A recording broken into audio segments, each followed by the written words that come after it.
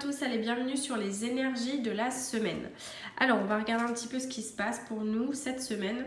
Bon, on tire l'as de bâton qui va être la carte qui va nous représenter, comment on va se sentir, voilà, ce qui va se passer pour nous, qu'est-ce que ça va venir chercher. En tout cas, on est dans l'énergie de l'as de bâton. L'as de bâton, c'est le nouvel élan. C'est l'occasion qui se présente, c'est l'univers vous fait un cadeau. Alors, c'est pas quelque chose d'éternel, non, c'est à prendre pour argent comptant. C'est vraiment, je reçois quelque chose et je ressens quelque chose. Quelque chose bouleverse votre existence. Il y a un déclic là. Vous essayez là de tirer le meilleur parti des énergies, des possibilités que ce cadeau qu'on vous fait a en soi. Donc, on est vraiment dans une promesse, on est dans un accomplissement. On est en train de rester vigilant. De toute façon, on est en train de chercher notre pouvoir intérieur. L'idée, c'est de canaliser nos forces et nos énergies de manière beaucoup plus productive. C'est ça qui se passe cette semaine pour nous. Là où on va, ce qu'on veut le plus, c'est l'énergie de l'étoile. L'énergie de l'étoile, c'est cette rare carte qui n'est ni positive ni négative, elle est vraiment neutre. Et ce qu'on voit effectivement, c'est qu'on est en train de se dire, est-ce que je ne pourrais pas accepter les choses du quotidien ? Est-ce que je ne pourrais pas être dans la gratitude tout simplement de ce qui m'arrive ? Est-ce que je ne pourrais pas apprécier le chemin que je suis en train de parcourir ? Moi, j'ai l'impression qu'on a juste envie d'être là et de se dire, ok, ça me va, c'est ok, c'est correct pour moi, je suis sur le bon chemin. Je me sens à l'aise, c'est bon pour moi, je continue, tout simplement. On est en train de chercher des réponses en nous-mêmes en ce moment. Et il y a ce côté où laissez briller votre lumière, éclairez-vous vous-même, mais éclairez aussi les autres. Il y a cet aspect comme ça de joie et de partage qui ressort. Donc c'est une belle énergie là, vers laquelle on va.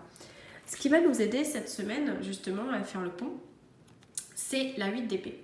Encore une fois, vous savez, le 8, pour moi, c'est un principe de rapidité. Donc, la 8, c'est délestez-vous dès aujourd'hui de toutes les illusions qui vous retiennent cloués au sol, tout simplement. C'est vraiment tout ce qui vous ligote, tout ce qui est compliqué. On me dit vraiment, c'est le moment de comprendre que vous n'êtes pas piégé par les circonstances ou par les actions des autres. Là, c'est le moment de vous dire, ok, moi, ça me maintient attaché, ça m'empêche d'avancer de façon productive, j'ai pas envie. Donc, comment je vais faire pour me sortir de ça ? Eh bien, tout simplement, je ne vais pas laisser les émotions me noyer au détriment de ma capacité à penser clairement. Donc, revenez en votre raison, ayez du discernement, respirez pour voir en fin de compte que la solution, elle va se présenter d'elle-même. Ayez ce courage comme ça et cette résilience, tout simplement. C'est vraiment ce qui va nous aider à avancer cette semaine. D'ailleurs, la carte qui est en défi, c'est les amants. Les amants nous parlent d'une espèce de défi qui se porte sur l'amour comme ça, qui se porte sur... Moi, j'ai l'impression qu'on ne parle pas d'amour à proprement parler, on parle d'amour de soi, d'estime de soi. Moi, j'ai l'impression que c'est ça qui ressort. On est dans un défi, là, c'est faites-vous confiance. Essayez de voir quelles sont les bonnes réponses en vous, dans votre cœur, dans votre raison. On est en train de chercher de la justesse à travers de la complétude, de la communication. Et le défi, c'est ce côté, j'ai du mal à faire des choix. Parce que faire un choix, ça m'indique que je gagne quelque chose, mais aussi que je perds quelque chose. Donc il y a cette notion de deuil qui n'est pas évidente à gérer. Et ce qui ressort, c'est ce côté où, effectivement, faire un deuil, commencer à entamer un chemin, un travail, c'est compliqué et c'est pour ça que des fois on ne fait pas forcément les meilleurs choix parce que ce n'est pas des choix qui sont de raison, c'est des choix émotionnels parce qu'on n'est pas prêt tout simplement. C'est le défi. Voyez de quoi vous êtes prêt, voyez ce que vous êtes capable de faire actuellement, voyez ce sur quoi vous pouvez vous lancer tout simplement. En termes sentimentaux, on a la carte de la reine de denier. La reine de denier nous demande d'apprécier ce qui s'offre à nous, de rester ouvert à toutes les propositions qui arrivent tout simplement parce que expérimentez les choses, expérimentez ce qui vous vient, ce qui vous appelle, ce qui vous dit tiens ça serait intéressant d'aller là parce que là je connais pas, pourquoi pas. En termes sentimentaux, on parle de ce côté présent à la vie, c'est-à-dire la reine de denier c'est une personne qui comment je peux dire ça, qui est forte, qui est consciente, qui est dans son monde, qui crée son monde, qui a la capacité d'ouvrir les bras, de faire des arcs-en-ciel, des fleurs partout. Elle sait créer tout ça, elle sait donner, elle sait donner en abondance, quoi. Il y a ce côté comme ça. Vous savez faire ça. Vous savez donner aux autres. Vous savez donner à l'autre. Mais donnez-vous aussi à vous-même, dans le sens où sont vos limites, où sont les barrières à ne pas franchir. On est dans un cadre merveilleux qui est votre monde personnel. Ça se respecte. Il faut y faire attention. Donc, qu'est-ce qui est important pour vous? Comment vous voulez effectivement embrasser votre pouvoir? Voilà. Comment vous voulez embrasser votre pouvoir vis-à-vis de quelqu'un d'autre? C'est ça là. Il y a un truc à gérer là sur les limites et la capacité à dire non et à se dire oui aussi à soi-même. En tout cas, en termes professionnels, on tire la lune.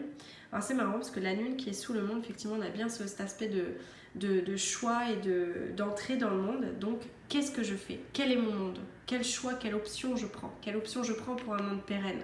Un monde serein, un monde où j'ai pleine conscience de mon pouvoir et où je suis vraiment dans la libération et dans les choses positives. La lune nous parle en termes professionnels d'une période d'incertitude. Vous avez peut-être la sensation d'être entre deux voies. L'idée c'est quels aspects de votre vie vous avez envie de mettre en avant. Là on est en train de qu'est-ce que je montre au monde? Comment je m'avance? Quel pas je fais en tout cas pour moi et pour les autres? Voilà, qu'est-ce que c'est ma valeur ajoutée là? Et en fin de compte, on voit qu'il y a des possibilités d'avenir, il y a vraiment ce côté où quelque chose vous est révélé. On vous demande d'être audacieux avec vous-même.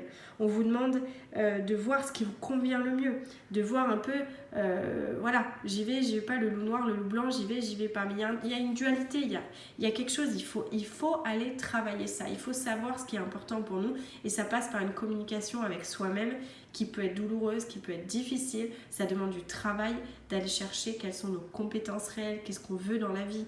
C'est lunaire, c'est difficile en ce moment, mais c'est comme ça.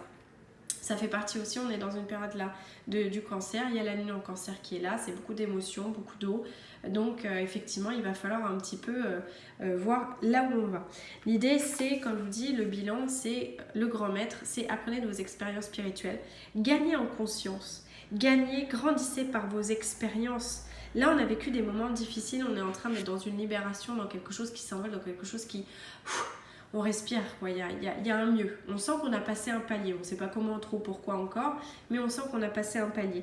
On est en train de surmonter des difficultés et d'apprendre de nos leçons et de notre connexion au monde et aussi avec les autres.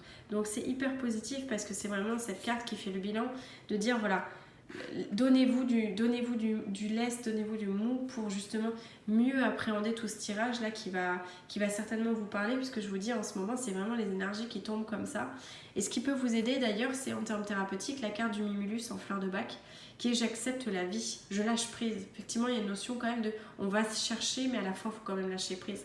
Je suis capable de recevoir en toute sérénité.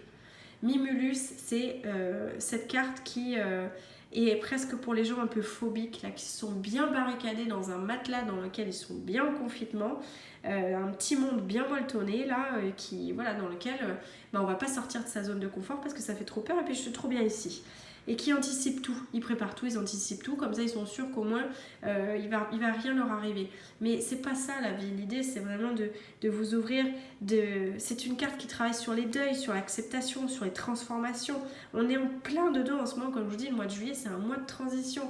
Donc acceptez les choses avec clémence, soyez ouverts à l'amour des autres, l'amour de soi, l'abondance, l'attraction, tout ce qui peut être positif et qui peut vous apporter justement ces nouvelles opportunités et créer des choix qui vont vous aider à améliorer votre vie, à être incarné en conscience tout simplement et à vivre de belles expériences spirituelles, émotionnelles, physiques et tout ce qui a à venir.